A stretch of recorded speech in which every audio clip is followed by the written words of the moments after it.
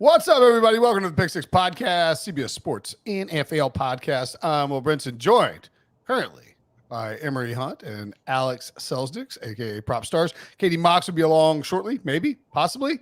Emory may duck out. Alex may duck out. I made a solo pod on some early lines. Who the hell knows? Last episode we recorded on Sunday night, of course, recapping Week 13, discussing the 49ers revenge game. We were in that jersey on Thursday. Prop. I am Brinson, but I know Katie's not here, and I will congratulate her when she does ultimately arrive, if she does in fact arrive. It looks like she's here. There she is, the woman of the hour, Katie Mox. Congratulations, Katie. I wanted to tip my cap to you. The 49ers had the phenomenal victory, but even more impressive than the 49ers, guys, is Katie is on absolute fire right now. Back-to-back phenomenal weeks. She is 9-0 against the spread in her last 9 picks, so phenomenal job, Fantastic. Katie. Thanks, Props. Very happy for you. Look, I went 0-6 earlier in the season, so we deserve a little positive regression here. I'm 3-2 with the Jaguars. The Jaguars waiting as well. So all right, that's good news. Good. I wasn't bragging. I was like checking to see how I did on my. I was like, oh yeah, how did I do? Before we dive in, I don't know why I'm acting like I'm still hosting. I'm not. Or no, we are. We're both. Whatever. It is what it is. I'm curious what you think, because I'm actually struggling with this in a way. So Jeff Kerr, I'm gonna send this in during the show, but Jeff Kerr basically asked CBS writers. I don't know. I mean, he just sent it to a couple threads. I don't know if you guys saw it or not, but it was like trying to put together a committee for what 4 NFL teams would be. By the way, this episode of Pick Six is presented by FanDuel Sportsbook. Make every moment more. Teams in the playoff, college football playoff, are going to make it more. FSU left out, extremely controversial. Curious if you guys had to do a 4-team NFL playoff, college football playoff style, like adhere to the rules. Like you can be like, no, I don't care. The Dolphins haven't played anybody. They out. Like I think the Niners are Michigan, ironically. The 1 seed, Harbaugh's old team. I think the Eagles, it would be difficult to leave the Eagles out with 10 wins. Yeah. And they're only, who do they lose to? The Jets and the Niners. Right, the Jets. Yeah. I couldn't think of the other loss. Slightly so it's like you got a fluke loss. They've handled their business. They've won the games. It would be difficult to leave them out of there. Maybe they would sort of be. I think maybe they would be Texas. It's like your only loss is like to Alabama. You know, it's like all right, that's a pretty good loss. I think the 3rd team easily would be the Ravens, who were the number 1 seed. Now the Dolphins are the number 1 seed. So I'm curious, like, did anybody disagree with those 3 teams? No, those are my 3 as well. We're Niners, Eagles, and Ravens. No, don't disagree. Who is the 4th team? Wait. Emory disagrees. What's that? Dolphins are the 4th team, in my opinion. Oh. Yeah. I mean, I think, your choices are the Dolphins, the Cowboys, Chiefs, the Jaguars, and the Chiefs, I think, and the Lions. And so you would basically be like, all right, who has the best body of work? Are the Dolphins the hottest team? The Dolphins haven't beat anybody with a winning record. I think the Lions and the Chiefs are out. Okay. And I would say it's between the Dolphins and the Cowboys, because the Cowboys are playing pretty good ball recently. And I think, unfortunately, they might beat the Eagles next week. The Jaguars, I think the Jaguars could make a case that they just curb stomp the Bengals tonight on Monday Night Football. You'd be 9-3. Yeah, I mean, you know. I would agree with that. I would also be curious if these teams played on a neutral site, who would be favored, and I honestly believe that Kansas City would be favored. That's the thing that I can see. I kind of want to put the Chiefs in a way. Maybe my 4th team. It's like, look, you want to put the best team. They're not playing the best right now, but like he's Patrick Mahomes in a 1 game in a 2-game stretch. Like, who do the other 3 teams not want in there? And the answer is Patrick Mahomes and the Chiefs. Agreed. And on a neutral site, I really think the Chiefs would be favored against all of those teams. Yeah, and the Chiefs beat Miami. Yeah, they beat Jacksonville as well. My 4th is going to be the Cowboys. I don't think any of these. I think the Cowboys are. Cowboys are rolling right now, dude. Yeah, I think it's a great example of why the college football playoff needs to expand. Why it's flawed at 4 teams, and why like Florida senators are threatening like to pass bills, and Florida State is going to like sue NC State or something because like our athletic director is the head of the committee. At any rate, so Emory says Dolphins, Prop says Chiefs, Katie says Cowboys. The Boo Corrigan of this exercise, also lean towards the Chiefs. So I think the Chiefs would be my fourth team, just because I think, but like I would be fine with any of those teams, the Lions or the Jaguars as well. Somebody, a very viable playoff team would get left out. Could go with the Falcons if you really wanted to. Don't do the Falcons. Okay. Let's starting with week 14? Oh yeah, week 13. Teams went 8-3 against the spread. Away teams, road teams did. Favorites went 8-3 against the spread as well. Away favorites 6-1 against the spread. Overs 7-4. Do we take anything into that, or do we go back and just hit the matchups button, Emory? Matchups. Yeah, that's the easiest play for me. Under's been hitting a lot, although I did get burned by the Panthers and Bucks game going over. I should have known that post-fire and bump, that enthusiasm, but that was a good game, but that was the one that I was shocked that went over. Yeah, and look, like there's also a couple instances where you away favorites, right? Or favorites. The Texans beat the Broncos by 5, but the Broncos had the ball with a chance to win and to cover that game. Like this is just betting on football and betting in general. Is like you are going to run into occasionally, it's like it's gonna come down to one play at the end. Russ trying to force a ball in there. If his receiver goes up and if he puts the ball a little bit higher and a little bit further back in the end zone, the Broncos cover and that number shifts drastically. The Patriots 5.5-point underdogs at home gave up 6 points and didn't cover. That's amazing. I'm not even mad. I'm amazed. Like I'm impressed. That's truly incredible. The Titans, their placeholder gets hurt, and they missed the extra point because Ryan Tannehill is the emergency. Okay, that cat scared the living crap out of me. I just finished watching True Detective season 1 again. And I was like, oh, car crash the time. The Titans, that game shouldn't have gone to overtime. The Titans should have made the extra point, and they win and they cover. They went outright. And so, I mean, they're like the Commanders should have given up 45. No, the Commanders had no chance of covering. But you get the point. Like the Buccaneers could have easily covered against the Panthers.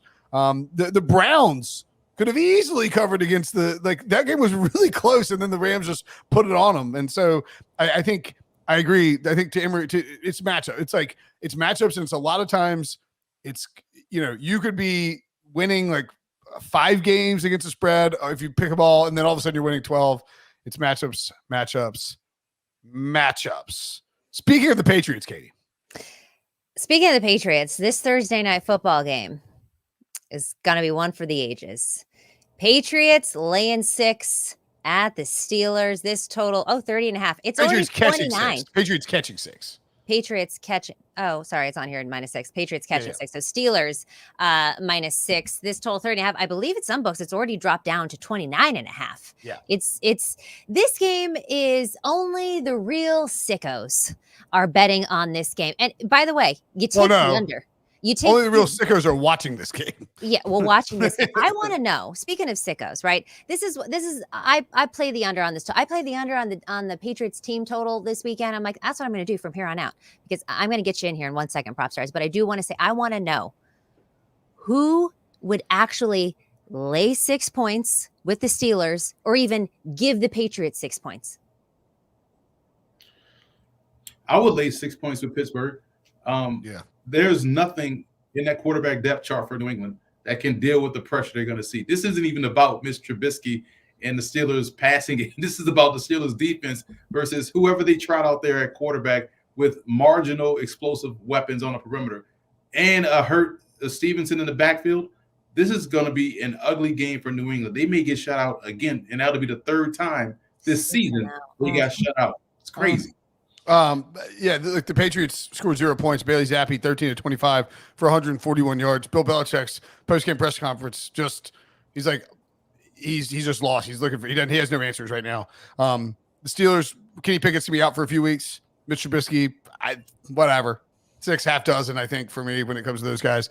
Bad loss against Arizona, but Patriots are terrible. Patriots. You guys talk about the Panthers.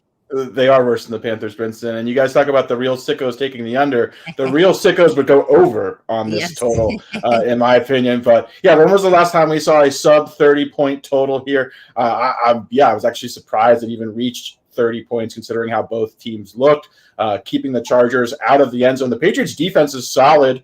I do think they're going to have a lot of success, which is why we're looking at such a low total here.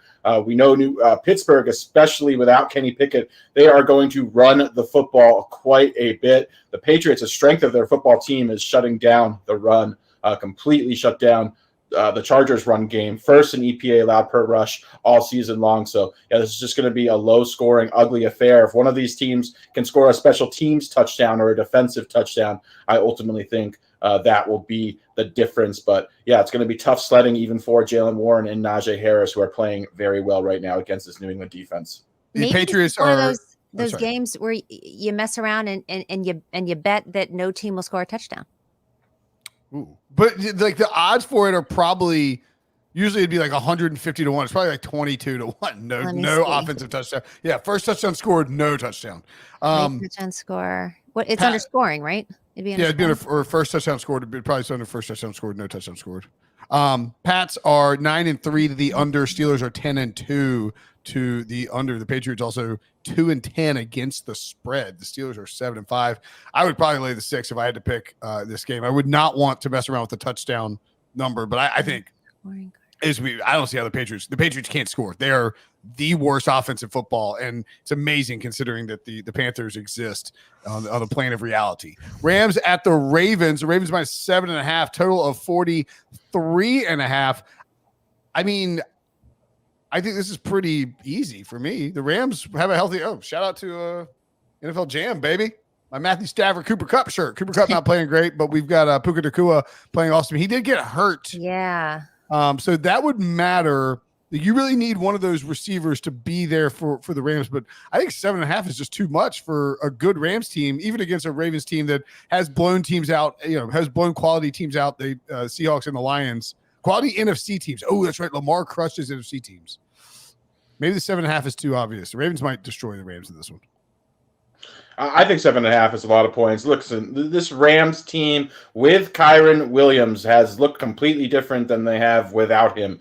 They've scored at least 23 points in 6 of 8 games that Kyren has been active and healthy. Back-to-back games scoring at least 36 points. He adds just a completely additional dimension to this Rams offense. We see them running the ball very effectively, and then they obviously have 3 wideouts when they're healthy who are all very effective, 2 being Cooper and Puka Nacua being just excellent route runners there. But, yeah, I just think this Rams offense is humming right now. If they're healthy, I think 7.5 points is too much as well, personally.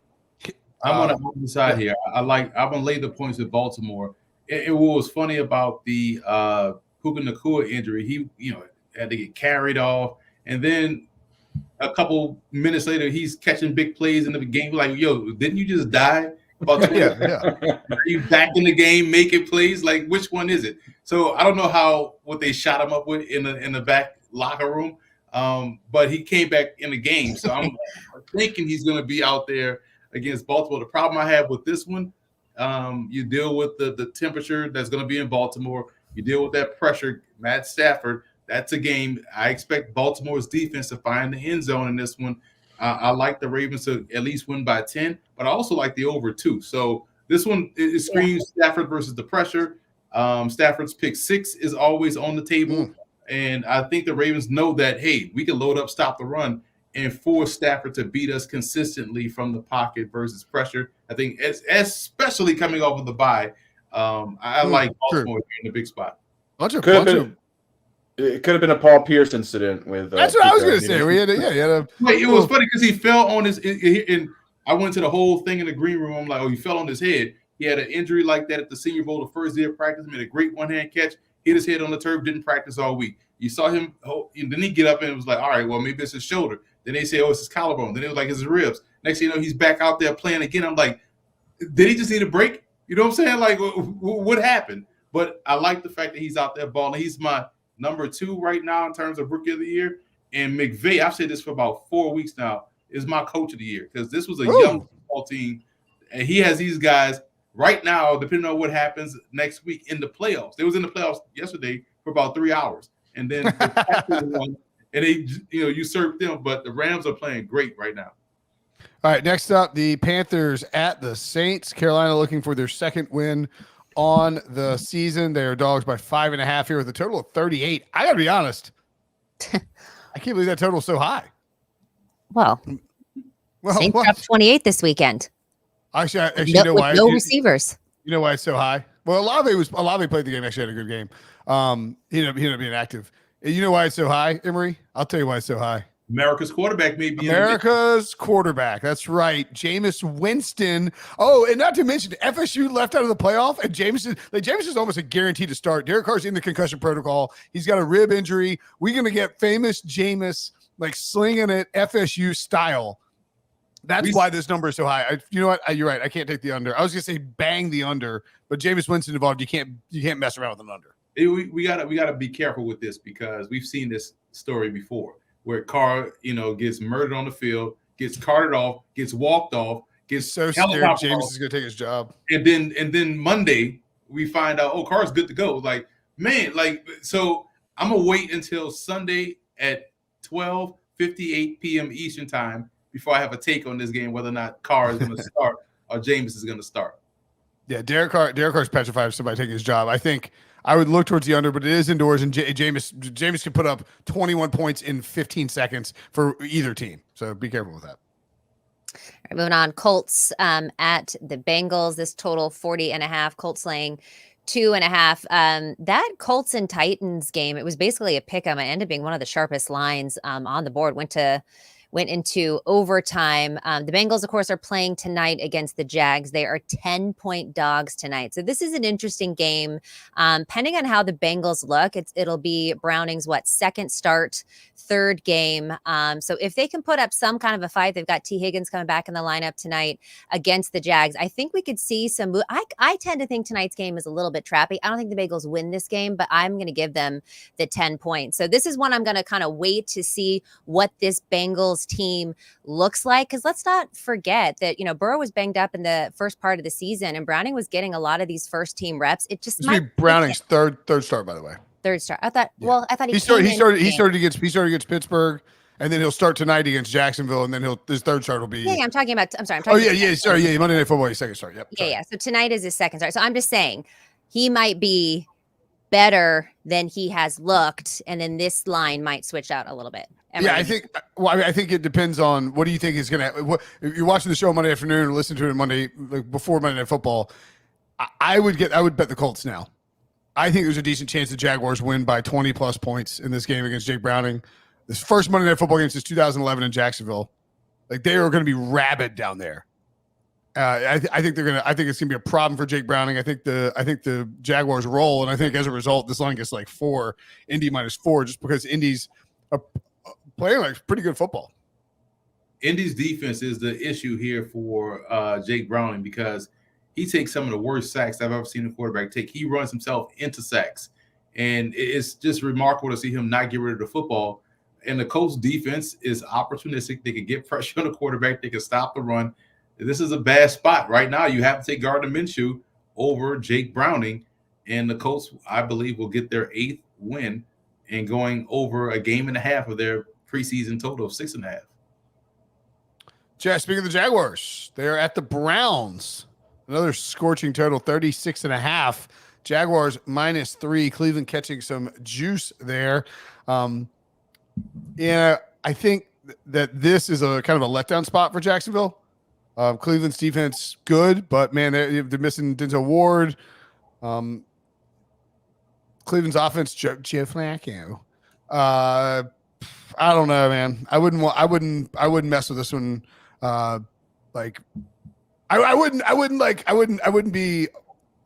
don't really have a whole lot of input on this one. I think you got to see what Jacksonville looks like on Monday Night Football. This is an ugly game.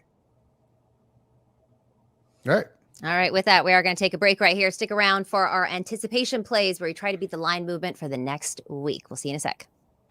A game of honor. The Army-Navy game presented by USAA. Saturday on CBS and streaming on Paramount Plus. It's time again for our segment where we give you a bet that you should lock in early before the line moves to get you some closing line value. We also do one better and try to predict where that line is going to close at. It's time for anticipation plays. This anticipation plays segment is brought to you by FanDuel Sportsbook. Make every moment more. Last week, we had Alex had Denver versus Houston. It was 46.5 total. He said it would go to 45. What did it close at? It closed at 47, unfortunately, but it did stay under, and it was an official play of mine. So good. Brinson all good Cowboys there. minus good 7.5 to 8.5. What did that close at? I think it closed at like Cowboys -9. Yeah. Emory got his line right. He was on the wrong side of it, but you did predict Niners 3, and I think that's where it closed. But I think that closed like while we were doing the show too. So Yeah, it might have. You mean like it didn't move since then? yeah, I think it kind of 3. Well, some books were 3. I never moved past 3. I had the Texans minus 3.5, went to 4. That did not happen. It stayed at 3.5. This week, I'm looking at this line for the Cowboys and the Eagles. It's interesting because it opened at 2.5. It's already gone up to 3.5. I think it might tick to 4. I can't see it getting to 4.5. That seems a lot for me, but I think it could move potentially another half a point. Just because the Eagles coming off of huge loss, the Cowboys have been rolling. It was a really tight game the first time these two teams played each other. Now it's going to be in Dallas, where the Cowboys are dominant. People love to hammer the Cowboys as well, so I wouldn't be surprised if we see a little more movement here. Is it me? I had one locked in, and I just checked out the weather. We'll talk about it in a minute, but Chicago, winter. Weather. I don't know. Actually, you know what? I'm going to take the. And I feel like I'm on, like I'm reading this wrong. I'm going to take the under. I'm going to say that the line moves. The Bears line moves down. I was going to say it moves up. It's 42.5. I was like, that is way too low for a Lions Bears game, when the Lions can score a ton of points and Chicago has been more explosive with Justin Fields. Well, I just took a peek at Sunday's weather in Chicago. Precipitation, 75% chance throughout the day. Cold, rain, and snow. The temperatures are going to be like in the mid-30s. There's a bunch of wind on like Friday, 19 miles an hour wind on Friday, 19 miles an hour wind on Saturday. And then on Sunday, it's suggesting 32 miles an hour worth of wind. Ooh. If you're getting 30 miles an hour worth of wind on Sunday, this line is going to close under 40.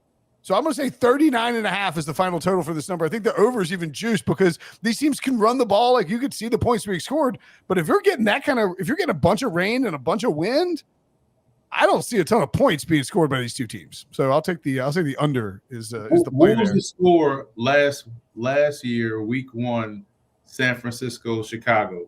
Oh, the monsoon game, 19-6 or something. Okay, yeah. So you might be too high, Brinson. Yeah, I know. Yeah. It could. Well, I mean, that's the thing is it could end up closing like it's Monday, so it's like early. It's 19-10. Bears beat the Niners. That was the game Trey Lance got hurt in. Sorry, Katie. I don't know. He won. Did he get hurt in that game? Yeah, I thought he lost that game. Yeah. He got hurt in the next game, but it didn't play well. But it was whatever. I don't think we'll see. I think that as a result, like this line will drop precipitously if there are a ton of if that weather pattern holds. So just keep an eye on that. 30 miles an hour wind ain't no joke. You can't throw a football in 30 miles an hour with the wind. Propstarz.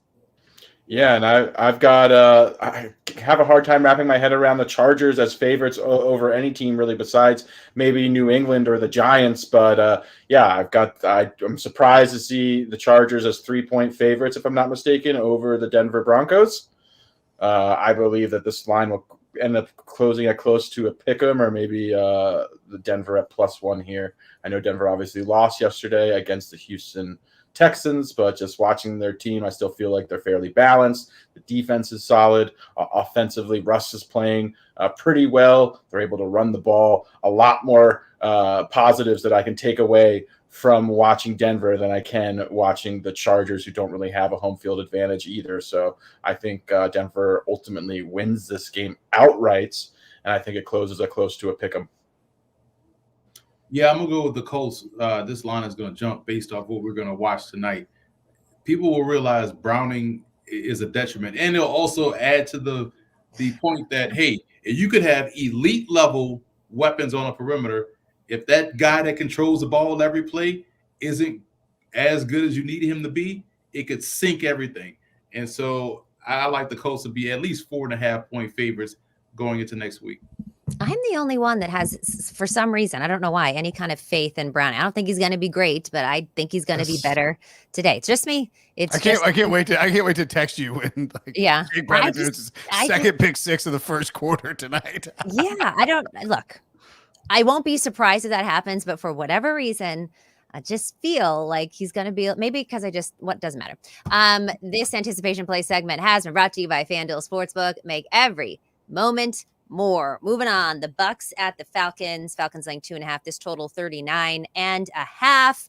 Both teams coming off of wins. Falcons beat the Jets. Not too hard to do. The Bucs also won in a tight game. Emory, what's some matchups that you're looking forward to, or what you foresee in this one? This is the NFC South Championship game, right? Because I mean, you think about it. Remember the first time these two teams played, and Desmond Ridder had like all the fumbles at the goal line. One going in on the quarterback seat, the other one he was running in and got stripped, and it bounced out the end zone. So we saw in that game that the Falcons have the ability to move the ball. Last week against the Jets, they ran really well against Gang Green's defense, which is very hard to do. Tampa had a dogfight with Carolina, which was just fascinating to watch. And granted, it was raining. It was a downpour. I get it. But I feel like the Falcons in this spot are playing much better offensively. Ridder had some nice throws against a very good Jets defense. And I just think that we'll see a clean game from the Falcons this time around. Won't fumble, even though he fumbled on the first snap of the game, Ridder did against the Jets. I don't think we'll see a turnover from Atlanta in that regard. So I would lay the points here with the Falcons. I would probably take the money line with the Falcons. I'd lay the points, and I agree with you. I'd like the Falcons here. Mike Evans, by the way, playing some awesome football this year. Yeah. It didn't matter. He doesn't care who his quarterback is. That dude just 10 straight 1,000-yard seasons to start his career. Long, insane diving touchdown catch for that 75-yarder. I have been burnt by taking the Falcons like -2.5 or -1.5, where they won. Like I nailed it. I was like, this is going to be a close game. Falcons are going to steal one, and they win by 1 or 2, and it is infuriating. So I would suggest potentially taking the money line there, even if it's a little juicy, just because that's how Arthur Smith likes to live, like dangerously and on the edge. Lions at Bears. Lions -3.5. Oh my.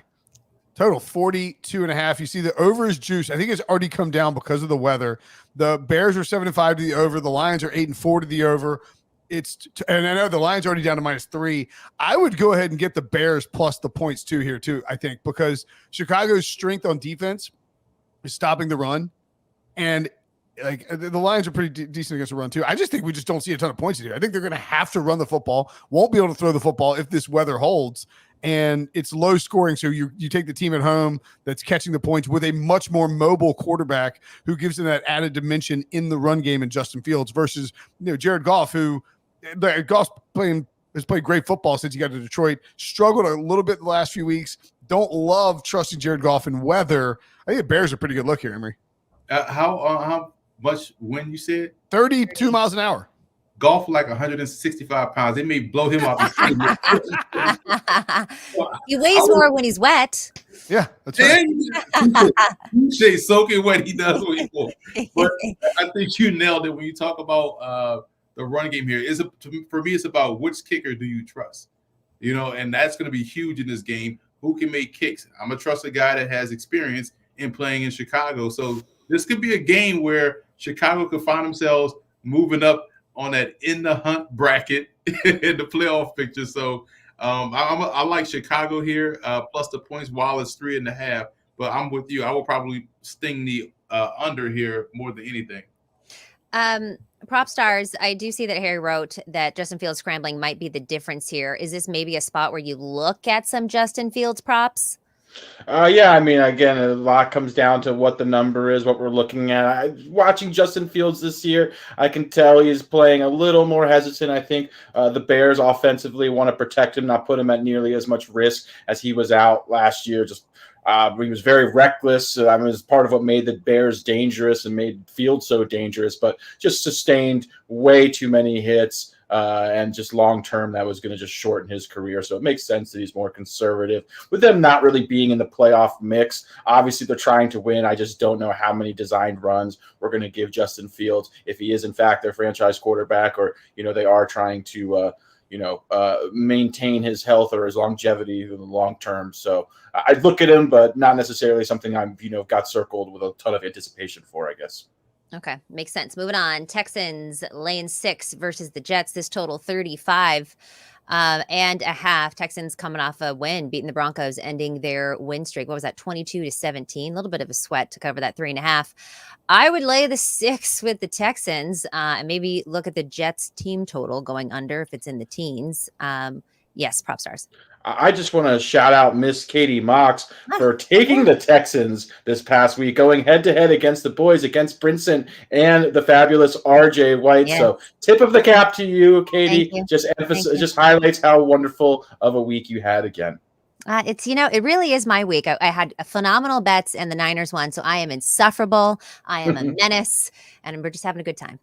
And Nico Collins is absolutely balling out. Doesn't matter what wide receivers are available. Unfortunately, it looks like Tank Dell potentially suffered a season, or he did suffer a season-ending fractured fibula, was having an absolutely outstanding rookie season, but just shows this offense. CJ Stroud just doesn't miss a beat, even losing, his 1A or 1B in Tank Dell, just continues to play phenomenal football. Doesn't matter who he's throwing passes to. He's just been so good. You can lock up. If he doesn't even play another snap, he's winning Offensive Rookie of the Year. CJ Stroud has been that good.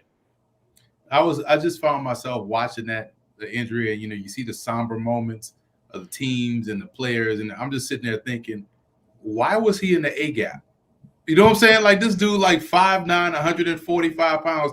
What is he doing with the guards and centers, right? So that just blew my mind. And is this, again, you didn't have to do all of that at the goal line, right? You could have had him out wide and not put him at risk of injury, somebody falling on his little body. It don't take much, What is the update with Tank Dell? It's a broken fibula. Yeah, he's on injured reserve, probably done for the season, but I would fractured fibula. I think he's done. I think he's was having an amazing rookie season too. Really incredible rookie season. And by the way, we talked about this a little bit on the show last night, but I don't know. Maybe don't put him at the goal line on a running play along with Robert Woods.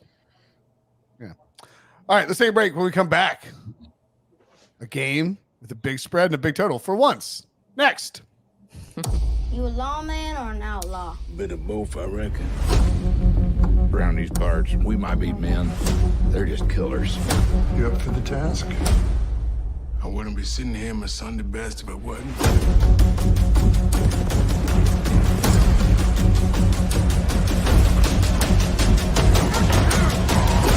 I'm warning you, your wicked days are done.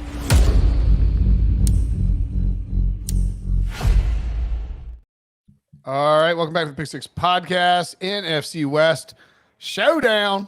Niners hosting the Seahawks. Niners a hefty 10.5-point favorite after stomping the Philadelphia Eagles on Sunday. Total here 46.5. This actually opened at Niners minus 12.5, I think. Oh. And it's dropped down. To look at it was Niners minus 10.5. I didn't see a 12.5 out there. I just saw that on the notes. I'm going to trust producer Harry. He's great at his job. It's a lot of points. Niners are really good. Kind of a letdown spot, but you got a division rival. What's the didn't Pete Carroll hang close with Kyle Shanahan? The 49ers are 4-0 against the Seahawks in the last 2 seasons, outscoring them 120-56, including a 31-13 win in Seattle on Thanksgiving night. Oh, that's right. They destroyed them on Thanksgiving night. I forgot that was 2 weeks ago.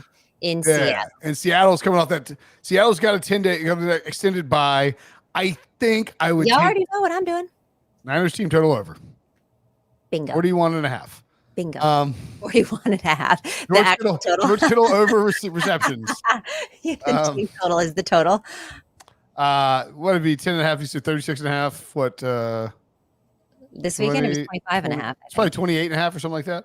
I'd probably take the 10 with the Seahawks. I think in this spot, it's on the road. What? They destroyed the Seahawks the last time around, but the Seahawks have a full week. Like the way a team looks.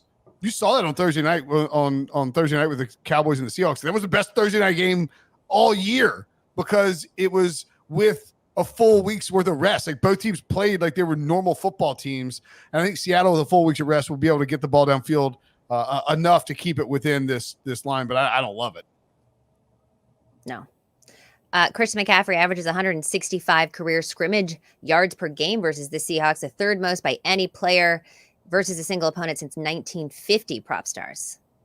That is a very impressive efficiency. Yeah, can't argue with that. Seattle's defense is really cratered. Got off to a very good start, particularly their run defense. But, has really struggled down the stretch. Interestingly enough, it was after they acquired Leonard Williams, obviously just one player, but you would think that would have had a positive effect on the run defense. But Seattle's defense has just not looked good, and they continue to look worse and worse. So certainly one to target if we're looking for overs against them. Emory, any thoughts on this game? Will touched on perhaps why Seattle looked like they looked on last week against Dallas, and you wonder them losing that game, did it take the win out of the sails of their playoff hopes? Yeah. Right? So maybe they were playing like that was a game they had to have, right? So now you wonder about them coming into this ball game. The offensive line played great against Dallas. I mean, Geno wasn't really under duress at all. But, now now you got to deal with the Rams. Yeah. Who swept you. Now you got to deal with the Packers who's surging. I don't know how much we'll see that same Seattle team in this game. So I would lean over more than the point spread. I will say over. Seattle down to 22% chance to make the playoffs now. And they were like as high as 83% at one point this year. You look at the graph and it is like straight downhill. That was one of our favorite preseason bets was Seattle to make the playoffs. The Rams and the Seahawks, and it's all schedule based because, just the matchups. San Francisco ended up being a truck. Dallas, Philly. It's just like you see them pass each other. A lot of Rams too, so they have nothing to no wiggle room whatsoever. Yep. All right, let's keep it moving here. The Vikings laying 3 at the Raiders. This total 40.5. Both some interesting kind of quarterback stories and redemptions for both teams. Emory, who you got in this one? Well, this is fascinating because the Vikings are on that slide now, which opens the door for the Rams, which opens the door for the Packers. But it's funny, we have 3 NFC North teams right now in the playoffs, right? We had that with the AFC. The Raiders are, in my opinion, playing with house money. They're playing aggressive. And I worry about what we saw last week versus the Bears for the Vikings. It could be the same situation here with a better running back and Josh Jacobs against this Minnesota team. You could blitz all you want, but all you got to do is break the first wave, and there's a lot of big plays behind it. So I feel like the Raiders will find a lot of big plays because they have a couple of options in the passing game, more so than the Bears do, and they have a better running back in Josh Jacobs. So I like the Raiders plus the points here. Yeah, I'd take the Raiders too. At home, catching the 3 prop. Might see a quarterback change for the Vikings here. Could see Nick Mullins under center or the rookie Hall. Also, Justin Jefferson, I believe, is slated to return for this game, which will be a big boost for whoever's under center for Minnesota. So kind of a hose job to if they yank Josh Dobbs out the week that Justin Jefferson comes back. It's like, this guy didn't do enough for you. It's one bad game, though. I feel like you got to give him another shot. They're just walking. They're also down to 42% to make the playoffs. You have the Packers. The Packers are at 71% to make the playoffs. Vikings at 42% after last night. Like that was a massive win for the Packers. They have a much easier schedule. Vikings still have to play the Lions twice, so it's like this is a must-win game for the Vikings. And I think Emory's right. The Raiders are playing with house money, so I would back the Raiders as well. If we're talking about do we see this is Monday night? Is that right? This is a Sunday. It's just a Sunday game. Why did I think it was Monday night? Well, we got. No, it's not Monday. It's just a Sunday. It's like Sunday at 4:00. I don't know what I was thinking. Yeah. I was like, we got 3 more games to get through, so I don't think so. I don't know why I thought it was a Monday night game. Don't ask me. Broncos at the Chargers. Oh, because the Vikings played last Monday night. Definitely not back to back. Chargers -2.5, total 43.5 under juice. The Chargers juice a little bit here. I think I'd want to get a Broncos +3, and I would jump all over Denver. Bad loss, but Prop, you seem to like that too. Yeah, that was my anticipation play. I think the wrong team is frankly favored here. I don't have a lot of confidence watching this Chargers team not able to score a touchdown against New England. I know New England's defense is playing well, but Denver's balanced right now. Russ is playing well, frankly. They're moving the ball, they're running the ball. So yeah, I think Denver is just a more complete football team. They're more balanced. I think they're ultimately going to win this game outright. I would jump on this as well. I think it ends up closing around pick'em, or at least Denver maybe +1. Well, you got to think a lot of the Broncos' success has been luck of the turnover margin. The Chargers can turn the ball over quicker than anybody else can. So I agree. All right, Bills at Chiefs. Awesome game. We'll be doing a Nerds watch party for this on Sunday on the Pick Six podcast. So make sure to check that out. Chiefs -2.5 at home, coming off of a loss. Juiced to -115. The Bills coming off of their bye week. The total here 47.5, juiced a little bit to the over. Unless there is some nasty weather, I think I would probably look towards the over, although the Chiefs have been kind of good about Chiefs defense has been really good this year. Some decent wind. No, 17 miles an hour. They've been running Isaiah Pacheco a ton, and I think you can run. Actually, maybe you can run against the Bills. So, I mean, I take it back. I don't like the over. I think I like the Chiefs, though, in this spot. They're coming off a loss, embarrassing loss in primetime. You get the Bills. You really need to find a way to win this one. And Buffalo's defense just so decimated by injury that the Chiefs prop should be able to. Is this a Rashee Rice moment here? It's always a Rashee Rice moment. We know that, Brinson. But as far as the Bills are concerned, we've seen them be a lot more conservative since they fired Ken Dorsey. Just a much more balanced football team, which I think lends itself potentially to the under here, or just a low-scoring game environment in general. We saw Kansas City just leaning heavily on Pacheco. I think we'll see a lot of James Cook in this matchup. I think the weakness of this Kansas City defense is up the middle. So, yeah, I could see both these teams running the football, trying to keep each quarterback off the field here. So I think the under is a look, in my opinion. Emory, what kind of matchup are you looking for in this one? I said this last night in our post-game recap. No one fears the Chiefs offense anymore. So it's not the same cachet going into a Chiefs game. Oh, my God, how are we going to stop, Travis Kelce, Tyreek Hill, all these explosive weapons? Like, no one cares anymore. So what happens is now it's the run game. They can run on you, and they can stop the run, and they do a great job of getting pressure. Although they didn't do it last night against Green Bay, they can, and they've done it all throughout the season. So this will be a defensive game. I like the under more than anything. That makes a lot of sense. All right. By the way, I don't know why I thought there's 2 Monday night games this week. Oh, that's what it is. Yeah, 2 Monday games. Titans at Dolphins, and Packers at the Giants. Ew. Yeah. Well, we know who everyone's going to be tuning into one of them more than the other one. That's right. And then, okay, we got Eagles at the Cowboys. This line has moved to 3.5. Interestingly enough, taking the points with the Eagles is at -122. Laying the 3.5. 52.5 is at even money. It moved again to 2.5. No, I'm saying the over-under is 52.5. Yeah, like this year, like the way the over-unders have been moving around, like that 5 looks weird. It does. I think I don't really know. I do think this line will continue to move. It might get up to 4, with the favoring the Cowboys. I don't really have a play on this game. I might wait and see how it settles. But Emory, these are 2 juggernauts of a team. And yes, the Eagles got blown out, but a win like that or loss like that is healthy. The Niners had 3 games in a row where they lost, and I do think they come out stronger. But this Dallas team is just rocking and rolling. I will say this: number 41 for Philadelphia had a flammable jersey on because they targeted him in the run game. They targeted him in the passing game. He couldn't tackle Deebo Samuel, who's a wide receiver, listed as a wide receiver. I get it, he's like 220, but come on, man. It was his birthday yesterday. They had 41 in crisis mode. So I figured Dallas will do the same thing. Yeah. But the problem is Dallas doesn't have the threat at running back.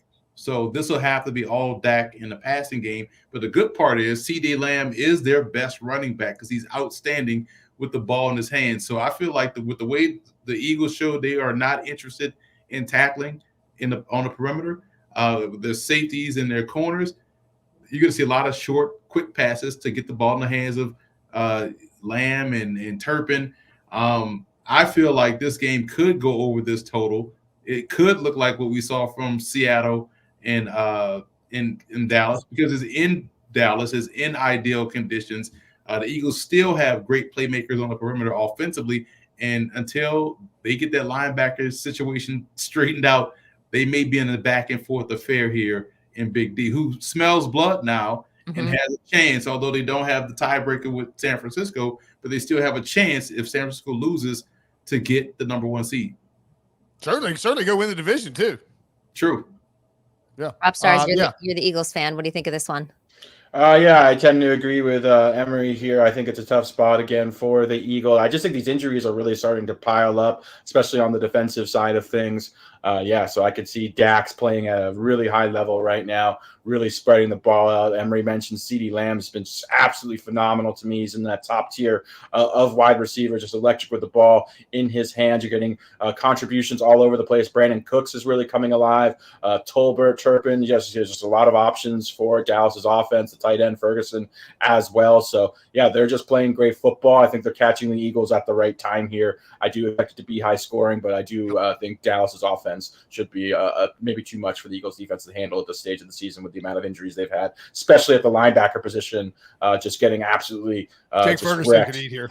Yeah, for sure. So I'd be interested to see if the Eagles can put. I know the Eagles and the Cowboys are both in contention to land Shaq Leonard. That would be a big boost if the Eagles could possibly sign him prior to this matchup. Yeah, I think we see a ton of points. I would take the 3.5 if you can get that, because this game probably comes down to a couple key plays at the end, and I don't think Philly will get blown out. Their offense is too good to do that. But Dallas has been awesome at home. I think that this is a great Sunday night game. Great. Please just be a great game too. Sometimes these Sunday night games go a direction that we don't want them to go. That's going to do it for us today. Make sure you join us all week long for more NFL coverage. Tomorrow, Brinson, Breach, and Wilson are joined by Pete Prisco to break down his weekly power rankings on CBSSports.com. One last reminder to hit the like button, comment, and subscribe. And if you're listening to audio, do the same. Download, follow, leave a 5-star review. Tell your friends to listen and watch the pod. And we'll see you next time